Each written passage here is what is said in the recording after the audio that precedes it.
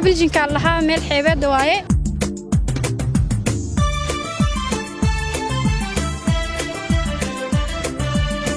jimco walba halkaan soo aad ugu dalxiisaa marka meel qurux badan oo indhaha u roon waa naftana u roon xaalay dhalinyarta halkaan imaado oo waqtigiina ku qaata magaaladiina waa dalkiina waaye idinku idin baahan yahay idinkana waad u baahan tihiin marka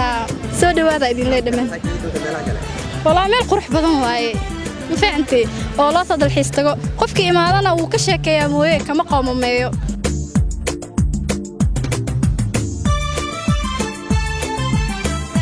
magacaygu waa Rooda maanta waxa meesha u yimaaday dhagax biljinkaan jooga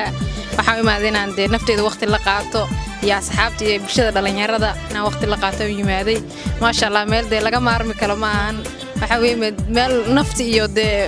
neecaw udgoon oo qurux badan leh ma sha Allah waxaan leeyahay dhalinyarada iyo bulshada Kismaayo joogto inta soo dalxiistaan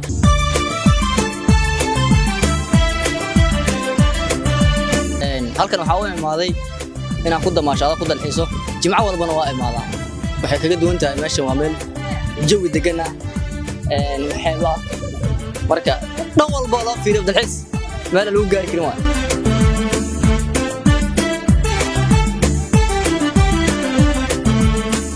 waxaan halkan u imaanay inaan mar walba jimco aan ku dawaal degno aan waqti ku qaadano anagoo ah bulshada reer Jubbaland qaybta dhalinyarada waa meel aad u qurxoon waxaan dhamaan shacabweynaha reer Jubbaland daliidooda waxaan amri leen inay u soo dalxiis tagaan wadankooda ay wax u qabtaan